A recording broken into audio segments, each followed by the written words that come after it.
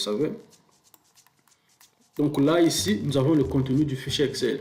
Nous avons le matricule qui est un identifiant, l'identifiant de l'élève, le nom, le prénom et ici la note. Donc, toutefois, quand l'enseignant ce fichier, il n'aura qu'à saisir les notes des élèves dans cette colonne. Une fois qu'il aura terminé, il enregistre. Il enregistre et ensuite il vient ici à ce niveau, il télécharge et il fait voir et enregistrer. Une fois que c'est bon, il se rend compte que bon, toutes les notes sont correctes, il fait valider pour remplir les notes. Bon, nous n'avons pas Excel, du coup ce que nous ferons, nous allons le saisir. Nous n'avons pas la licence d'Excel, donc nous allons le saisir simplement ici, 17 et nous mettons 13,75 13,75 par exemple.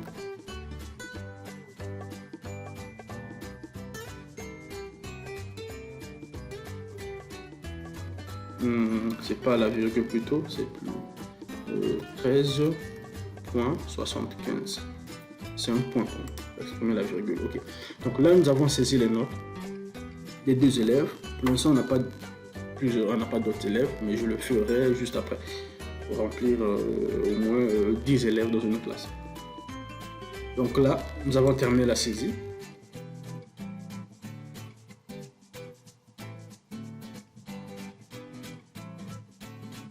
Donc là, comme la demande a été validée, on n'a plus la demande a été confirmée, donc on n'a plus de C0 quoi. Maintenant, revenons à ce niveau. Ici au niveau de l'évaluation, l'évaluation est toujours disponible tant que nous ne sommes pas à la fin de la date de saisie de notes. C'est-à-dire, aujourd'hui nous sommes donc, étant donné que j'ai modifié la date, la période de saisie de notes, donc en fait plutôt la date actuelle, sur mon calendrier, nous sommes le 03/05/2020. Ici c'était marqué la date de fin de saisie de notes le 15/05/2020. Donc ce que je vais faire afin que vous puissiez comprendre, je vais remodifier la date actuelle pour le mettre juste après la date de fin de saisie de notes. Et vous verrez qu'on n'aura plus accès à cette évaluation. 16 mai, modifié. Donc en réactualisant, on sélectionne la classe et on remarque bien que bah il n'y a rien. Maintenant, à ce moment, si l'enseignant se rend compte que il n'a pas terminé la saisie de notes, par exemple, il y a certains élèves qui n'ont pas obtenu de notes, c'est-à-dire qu'il voudrait compléter les notes sur la fiche de certains élèves, il sera obligé de contacter le responsable pour lui présenter des raisons pour lesquelles il n'a pas pu saisir les notes durant la période qui lui a été définie. Là, ce sont des questions administratives. Ils vont voir avec le responsable, donc le DE, le directeur ou le professeur, afin qu'ils en discutent s'il y a une sanction ou bien parce que les managers aimeraient vraiment comprendre pourquoi le professeur n'a pas respecté la date de ses notes. Qu'est-ce qui est à l'origine de ça? Quels sont les moyens de déplacement, les moyens d'internet ou bien en fait X raisons. Bref.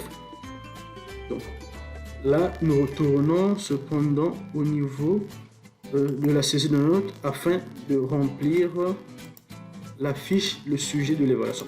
Je vais juste remettre la date, je mets un 12 par exemple, modifier, qu'on soit toujours dans la période de saisie de notes, 12. Là, je vais mettre le sujet d'évaluation. Je suppose que ça, c'est le sujet d'évaluation. En faisant ça, on a le sujet d'évaluation. On le garde en archive parce que ça sera utile plus tard. Une fois qu'ils sont enregistrés, ok, c'est bon. Nous retournons sur le compte manager. Donc, le compte du manager. Au niveau du manager, une fois que les notes sont saisies, le manager a la possibilité de consulter les notes les évaluations qui ont été effectuées. Donc, c'est au niveau du rapport export, les menus évaluation. Ici, nous avons un problème de navigateur. Je vais utiliser un autre navigateur. Je vais utiliser celui-ci, je me déconnecte. Je me connecte en tant que colo. Donc, rapport et export, les évaluations. Bam. Nous avons ici les différentes évaluations qui ont été effectuées. Là, nous avons les notes. Et là, c'est la fiche qui a été en fait le sujet du devoir. En fait, pourquoi le sujet du devoir? Il peut arriver lors d'une évaluation que les élèves n'aient pas la moyenne des élèves, en fait la moyenne de la classe sur cette évaluation soit par exemple inférieure à 10. Et là, le manager se pose des questions parce que les élèves sont censés avoir une moyenne, la moyenne des élèves de la classe est censée être supérieure à 10. Ça veut dire que les élèves travaillent bien, mais quand c'est inférieur ou égal à 10, là, le manager peut se poser des questions. Qu'est-ce qui se passe? Et pour comprendre, c'est pourquoi nous avions mis le sujet de l'évaluation. Et ce sujet, le manager ou encore le chef du département aura la possibilité de le consulter afin de comprendre ce qui se passe réellement. Donc nous allons le voir. Si c'était le sujet qui était trop difficile, ou si les élèves ne comprennent pas, ou bien si le cours est mal enseigné. Parce que quand la moyenne de la classe est inférieure à 10, il doit forcément avoir un problème. Soit ce sont des sujets qui sont difficiles, qui ne correspondent pas réellement au niveau des élèves, soit c'est l'enseignant, le cours qui est mal enseigné. Et là, ça relève les compétences de l'enseignant. Est-ce que c'est l'enseignant qui est compétent? Est-ce qu'il fait bien son cours? Et ainsi de suite. Et donc, au niveau des relevés de notes, là, on a la possibilité de consulter les relevés de notes. Donc, c'était le premier trimestre. Comme il n'y a qu'une seule matière qui a été, dont les notes ont été renseignées, c'est pourquoi on voit mathématiques.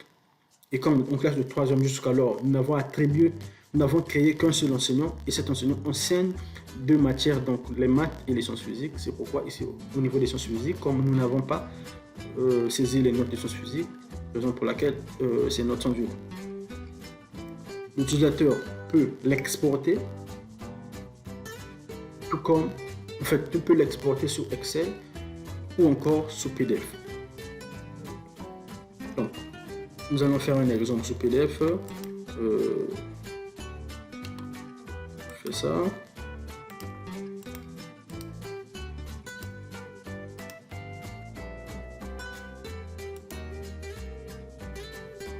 Donc, nous avons la fiche de notes. Lycée, la période, l'année académique, note 3e, les noms, prénoms et ainsi de suite, notes. C'est vide. Donc ici, la fiche de notes sera alignée par rapport au nombre de matières. Autant nous avons des matières sur l'horizontale, autant nous aurons des notes sur toutes les colonnes par rapport aux matières. Et ensuite, on peut l'exporter sur Excel. Faire simple, on fait ça. C'est le premier trimestre. Non, on l'exporte sur Excel. Et nous irons le lire. Actualiser. Allons dans le téléchargement. Ça a été, c'est ce fichier. Voilà, nous voyons bien ici le fichier Excel, donc le nom,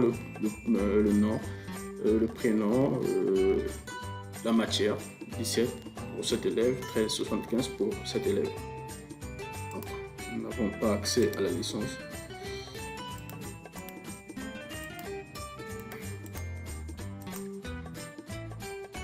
Donc c'est ça. Et ensuite pour les bulletins des notes. Alors, sur ce, nous venons au niveau des délibérations. Bon, sélectionne la période, on imprime le bulletin. Tel que vous voyez ici, nous avons la moyenne de l'élève. En fait, c'est moyenne de l'élève. Les mentions comme nous l'avions défini lors des premières vidéos. Ici, les actions. Action ici, c'est un bouton qui permet d'imprimer le bulletin de notes. Donc, nous avons deux façons d'imprimer les bulletins de notes. On peut les imprimer par matière ou encore par unité d'enseignement. Alors, nous allons faire le premier test par matière. Donc, on n'aura que des matières sur chacune des lignes. Donc, tel que vous remarquez, ici c'est personnalisé selon l'établissement, donc le logo de l'établissement, le nom et le ministère de tutelle ou bien l'institution de tutelle. Donc, bulletin de notes, matricule, nom et prénom, date de naissance, année scolaire, discipline, nous n'avons que les mathématiques, donc la moyenne de l'élève se base sur la seule matière. Donc, mathématiques, élève 17, la moyenne de la classe, donc la moyenne des deux élèves divisé par 2, qui fait 15,38. Le quotient de la matière, 4. Le rang, c'est 1 demi. Et je dis même 1 demi. Premier, parce que ce sont que 2, donc il est premier par rapport à sa moyenne. La moyenne pour le quotient. La plus faible moyenne, c'est 13,75. Donc le deuxième élève, la plus forte moyenne, c'est 17. Donc c'est lui-même. Ici, nous avons un total de points, c'est 68. Donc c'est la moyenne fois le coefficient. S'il y avait une deuxième ligne, ça devait être la moyenne fois le coefficient, bien sûr, et donc la somme de toutes les lignes par rapport aux matières. Donc c'est coefficient 4, moyenne c'est 17, le rang il est premier, la plus forte moyenne 13, la plus faible moyenne 13, plus forte moyenne 17, la moyenne de classe 15,38. Donc comme les premiers, là nous avons les différences, ce sont les décisions du conseil de classe. Est-ce qu'il est excellent? Félicitations. Encouragement, tableau d'honneur. Donc là aussi, cette tranche dépend des appréciations comme nous l'avions défini. Donc si l'élève a une moyenne, là la moyenne de l'élève c'est 17, on suppose que c'est excellence. Donc ça relève de la compétence du manager, du DE, du directeur des études ou encore du proviseur. Donc tout dépend de l'organisation de l'établissement, comment ils organisent, ou encore comment ils mettent des remarques sur les notes ou les moyennes des élèves. Donc là, c'est le directeur de l'enseignement, le DE. Là, on admet on suppose que c'est écolo, comme je l'avais défini, configuré au départ, lors de la première vidéo. Et là, le responsable, donc M. Écolo, aura simplement mettre sa signature, une signature physique, pour prouver l'authenticité du document. Donc fait à Paris, là c'est la date à laquelle le bulletin a été saisi. Et ça c'est la ville. Donc là nous avons le premier bulletin, nous allons au niveau du deuxième bulletin.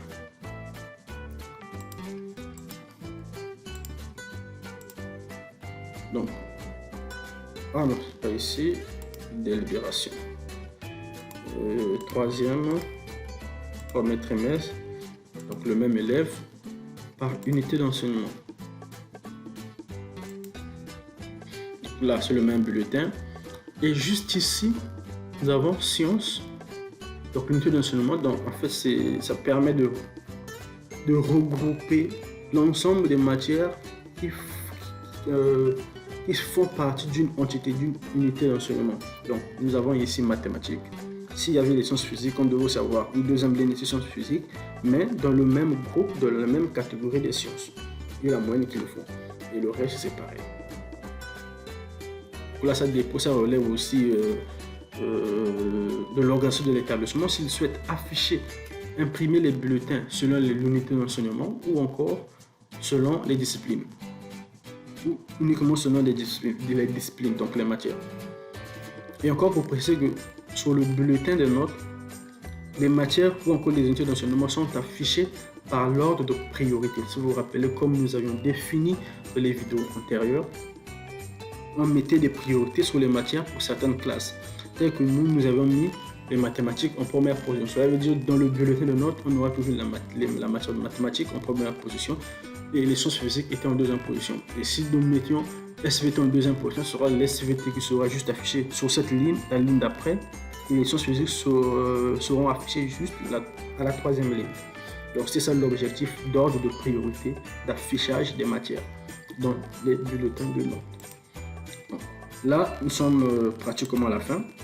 Nous avons terminé notre module de gestion de saisie de notes, de gestion des examens.